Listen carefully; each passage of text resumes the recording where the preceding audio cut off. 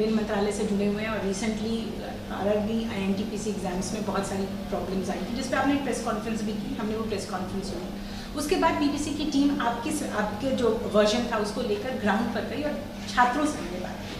छात्रों ने outrightly reject कर दिया कि उन्हें कोई भी किसी भी तरह की कमेटी से बात नहीं करनी, उन्हें सीधे से 20 गुना ज़्यादा चाहिए। एक तो ये अभी भी डिमांड है, और दूसरी वो कह रहे हैं कि 4th ग्रेड की जॉब है, मतलब लेवल सी में आप लेवल 1 ग्रुप सी के एग्जाम्स की जो बात करें, जिसको ग्रुप डी भी एक तरह से कहा जाता है, उसमें बोल रहे हमारे जॉब IAS PCS UPSC की तरह नहीं है, बहुत नॉर्मल सा जॉब है, उसके लिए 2 लेवल्स क्यों? तो सबसे पहले आपसे जानना चाहूँगी, जिस कमेटी को छात्र खारिज कर चुके हैं वैसी कमेटी बना के आप क्या हासिल करें? किसने खारिज किया? छात्रों ने ग्राउंड रिपोर्ट 1 लाख से अधिक छात्रों ने अपने रिप्रेजेंटेशन दिए हैं। 1 लाख से अधिक छात्रों ने अपने रिप्रेजेंटेशन दिए इसी कमेटी को।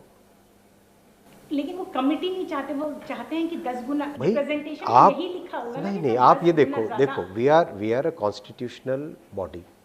हमारा एक फ्रेमवर्क है देश का, डेमोक्रेसी का, कॉन्स्टिट्यूशन का। उस फ्रेमवर्क में कोई इस तरह से डिसीजन नहीं लिए जाते कि कोई रैंडमली डिसीजन ले ले।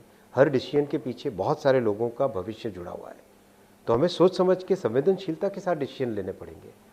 तो कमेटी सीनियर ऑफिसर्स की है जिनको बहुत वर्षों का एक्सपीरियंस है। उन्होंने ऑलरेडी जो आए रिप्रेजेंटेशन उसको ऑलरेडी उसकी जांच करना भी चालू कर दिया है। वेट नहीं किया है कि 3 हफ्ते 3 छात्रों ने अप्लाई किया था। हाँ, 1 लाख का रिप्रेजेंटेशन है। तो देखो 7 लाख अगर बच्चे क्वालिफाई हो रहे हैं, उसमें 1 लाख बच्चों ने अगर रिप्रेजेंटेशन दिया तो it's a very large number.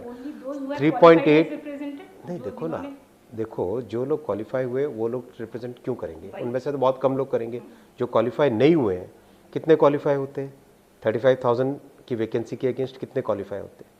7 lakh, 20 गुने के हिसाब से तो करीब करीब 3.8 यूनिक नंबर है।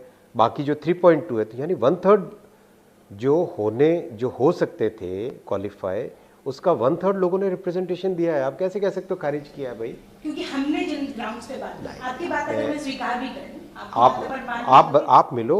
जिस तरह से आउटरीच हो रहा है, आरआरबी के पास में स्टूडेंट्स बड़ी संख्या में आ रहे हैं और अपने पॉइंट कह रहे हैं, क्योंकि हम खुले मन से, अच्छी नीयत से, क्लियर हार्ट से सुन रहे हैं उनकी बात, और सुन के उसको सॉल्व करेंगे ना।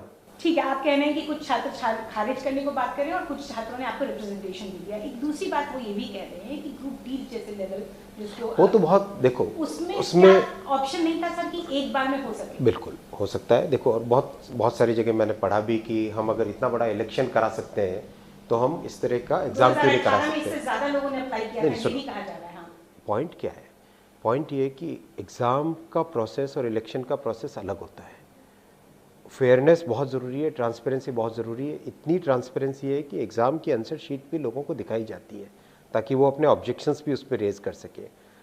इसीलिए सोचा गया था कि एक जो ग्रुप डी का लेवल 1 का एग्ज़ाम है उसको 2 स्टेज में किया जाए, लेकिन लोगों की रिप्रेजेंटेशन है, उस पर विचार करके बहुत जल्दी फैसला ले लिया जाएगा। भी ऐसा एक बार में भी हुआ है और इससे ज़्यादा लोगों ने अप्लाई किया था, ये भी एक समय बहुत लगता है, उसमें समय बहुत लगता है और बहुत सारे चैलेंजेस हैं। तो अगर कमेटी इस निष्कर्ष पर पहुंचती है कि एक लेवल में एक ही बार में एग्जाम हो ग्रुप डी वाला, तो क्या वो डिसाइड कर सकती है? कमेटी अपना डिसीजन डेफिनेटली ले सकती है। एक लेवल में कराने के लिए एक बार में बिल्कुल ले सकती है।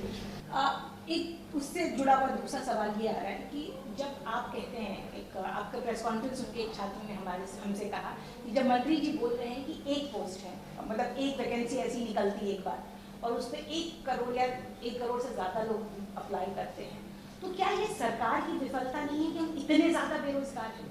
इस पर आपसे जवाब चाहूँ। देखिए, रेलवे की नौकरी इतनी एक सेफ और इतनी अच्छी नौकरी मानी जाती है कि डेफिनेटली इसमें ज़्यादा संख्या आएगी ही आएगी। बहुत सारे ऐसे छात्र भी हैं जिनको प्राइवेट सेक्टर में नौकरियां अवेलेबल हैं, लेकिन वो रेलवे की लेना चाहते हैं, क्योंकि रेलवे एक स्टेबल ऑर्गेनाइजेशन है। तो ये विफलता नहीं है, क्रेज है। ये डेफिनेटली रेलवे के लिए, रेलवे तो इतनी अट्रैक्टिव नौकरी मानी जाती है। इसको आप बेरोजगारी से नहीं जोड़ते, आप डेफिनेटली ये देखोगे कि रेलवे की चाहे छोटी से छोटी कोई भी अगर पोस्टिंग निकलेगी तो उसमें हमेशा ज़्यादा संख्या आएगी ही आएगी। आज की बात है क्या है? क्या आज की बात? आप इतने सालों से रेलवे कवर कर रहे हो। आप ममता जी जब रेलवे मिनिस्टर थी तब भी आपने कवर किया, तब कितना संख्या आती थी? मैं आपकी बात ये संख्या आती थी कि नहीं आती थी? मैं सिर्फ आती थी या नहीं आती थी? मैं इतना जानना चाहती हूँ कि आप इसे बेरोजगारी से जोड़ते हैं या अपने क्रेज से जोड़ते हैं? रेलवे डेफिनेटली एक ऐसा सेक्टर है जिसमें बहुत सारे नौजवान योगदान देना चाहते हैं, तो जितनी भी आप जब भी वैकेंसीज आएंगी ज़्यादा संख्या आएगी ही।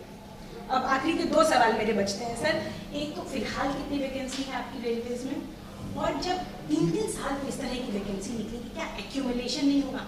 16 के बाद 19 में निकली, 19 वाली अभी तक नहीं हुई, तो फिर अगली कब होगी? देखो, बहुत सारे फैक्टर्स हैं, इन फैक्टर्स पे एसोसिएशंस का, फेडरेशंस का, उनका व्यू भी लेना होता है। आज हम बजट की बात कर रहे हैं, आप कहाँ चले गए? ठीक है, मैं